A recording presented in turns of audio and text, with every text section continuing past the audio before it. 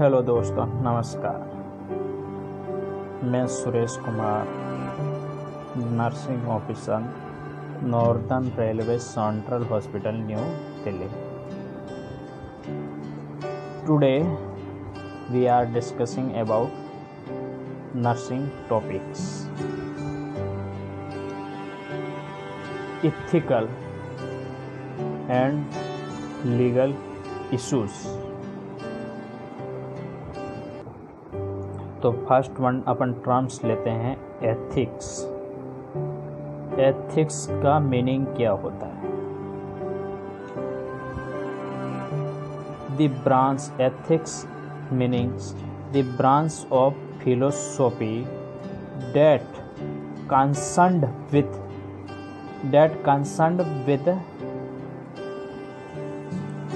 distinction between right or wrong on the basis of body knowledge, not only on the basis of opinion। यानी दोस्तों कि ethics एक branch से philosophy की, और फिलोसॉफी का मीनिंग होता है कि way of thinking about world, यानी दुनिया के बारे में आपकी क्या सोच है, क्या राय है, उसे फिलोसॉफी कहते हैं। और फिलोसॉफी की ही एक ब्रांच है जिसे अपन कहते हैं एथिक्स। और एथिक्स का मीनिंग होता है कि कोई भी इंडिविजुअल पर्सन अपने बॉडी नॉलेज के आधार पे राइट और रॉन्ग के बीच में भेद करना, डिफ्रेंशिएशन करना, क्या कहलाता है? एथिक्स कहलाता है, ना कि अपने ओपिनियन के बेस पे। ठीक है। इसके बाद में दोस्तों अपन पढ़ते हैं ethical principle. Ethical principles. Ethical principles का मीनिंग होता है कि the codes or rules that governs or direct nursing action, यानी ऐसे रूल्स या जो कोड बनाए गए जो नर्सिंग एक्शन को डायरेक्ट करते हैं, उसे अपन एथिकल प्रिंसिपल के नाम से जानते हैं। उसे अपन किस नाम से जानते हैं दोस्तों? एथिकल प्रिंसिपल के नाम से जानते हैं। एक टर्म यूज होता है एथिकल डायलेमा। एथिकल डायलेमा, इसका सिंपल सा मीनिंग होता है दोस्तों कि कॉन्फ्लिक्ट बिटवीन टू और मोर एथिकल प्रिंसिपल्स। दो या दो से ज़्यादा एथिकल प्रिंसिपल्स के बीच में किसी प्रकार का कॉन्फ्लिक्ट पैदा हो तो उससे अपन कहते हैं एथिकल डायलेमा। यानी no correct decision exist and the nurse make choice between alternatives that are equally unsatisfactory। जो नर्स है वो दो अल्टरनेटिव के बीच में चॉइस करती है जो दोनों ही इक्वली अनसेटिस्फैक्टरी होते हैं। इसके बाद में दोस्तों अपन पढ़ेंगे एथिकल प्रिंसिपल्स। एथिकल प्रिंसिपल कौन कौन से होते हैं जो नर्सिंग एक्शन को डायरेक्ट करते हैं, गाइड करते हैं। टोटल 7 नर्सिंग एथिकल प्रिंसिपल्स होते हैं। कितने होते हैं दोस्तों? 7 नर्सिंग एथिकल प्रिंसिपल्स होते हैं। उसमें सबसे पहले अपन 7 है, तो उसमें सबसे पहले अपन 7 एथिकल प्रिंसिपल्स के बारे में पढ़ेंगे। फर्स्ट वन है autonomy, second one non maleficence, third one beneficence, fourth justice, fifth veracity, 6 fidelity और 7 होता है कॉन्फिडेंशियलिटी। इन 7 प्रिंसिपल्स को आज अपन डिस्क्राइब करेंगे। फर्स्ट वन आता है ऑटोनॉमी। दोस्तों ऑटोनॉमी का मीनिंग होता है कि respect for an individual rights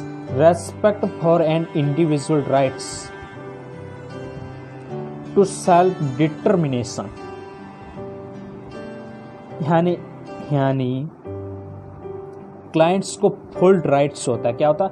clients को फुल राइट्स होता है टू रिफ्यूज ट्रीटमेंट, थेरेपी और मेडिसिन। इसका मीनिंग ये हो गया कि हमें पेशेंट के राइट्स का सम्मान करना है। यदि पेशेंट कोई भी ट्रीटमेंट, मेडिसिन लेने से इनकार कर देता है तो हम उसके राइट का रेस्पेक्ट करनी है, उसके साथ में ज़बरदस्ती नहीं करनी। ठीक है, तो पहला अपना राइट हो गया ऑटोनॉमी। सेकंड अपन का एथिकल प्रिंसिपल्स आता है, वो होता है नॉन मालफिसेंस। नॉन मालफिसेंस इसका मीनिंग होता है द ऑब्लिगेशन। ऑब्लिगेशन मीन्स होता है दायित्व या ड्यूटी या फिर commitment. No cause harm to another, यानी किसी क्लाइंट का भला नहीं कर सको तो उसका बुरा नहीं करना है, यानी कोज नो हार्म टू अनोदर, यानी दूसरों को हार्म नहीं पहुंचाना है। तो इसमें कौन सा प्रिंसिपल आएगा दोस्तों? नॉन मालफिसेंस। ठीक है, तीसरा हमारा एथिकल प्रिंसिपल होगा, वो होगा बेनेफिसेंस। बेनेफिसेंस यानी हम एक रजिस्ट्रेड नर्स हैं तो इसके नाते हमारी ड्यूटी बनती है, the duty to do good. क्या करना? To do good and maintain balance between benefits and harm. यानी पेशेंट का, इस प्रिंसिपल के अंदर आता है कि पेशेंट का भला ही भला करना है, यानी टू डू गुड यानी पेशेंट का अच्छा ही अच्छा करना, उनको बेनिफिट्स ही पहुंचाना है। तो उसके अंदर कौन सा प्रिंसिपल आएगा? बेनिफिसेंस आएगा। ठीक है, चौथा प्रिंसिपल है हमारा दोस्तों जस्टिस। कौन सा है? जस्टिस। जस्टिस का मीनिंग होता है कि इक्विटेबल डिस्ट्रीब्यूशन होना। Equitable distribution of potential benefits and task, यानी वर्क में क्या होनी चाहिए? फेयरनेस होनी चाहिए। हर एक क्लाइंट्स को इक्वली ट्रीट करना है और इक्वली पोटेंशियल बेनिफिट्स प्रोवाइड्स करना है। That is known as justice. Justice यानी हमारे वर्क में क्या होनी चाहिए? पेशेंट की भलाई होनी चाहिए, सबको एक समान रूप से हमें ट्रीट करना है।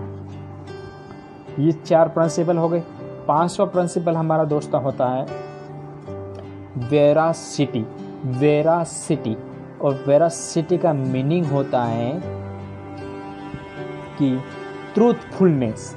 ट्रूथफुलनेस यानी हमारी ड्यूटी बनती है, ड्यूटी टू टेल ट्रू यानी हमारी ड्यूटी बनती है कि पेशेंट को करेक्ट इन्फॉर्मेशन प्रोवाइड करना।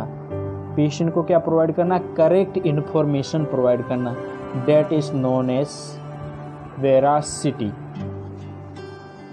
6 प्रिंसिपल होता है फिडेलिटी। फिडेलिटी और फिडेलिटी का मीनिंग होता है, ये अल्फाबेटिकली एफ से स्टार्ट होता है, यानी फेथफुलनेस। फेथफुलनेस यानी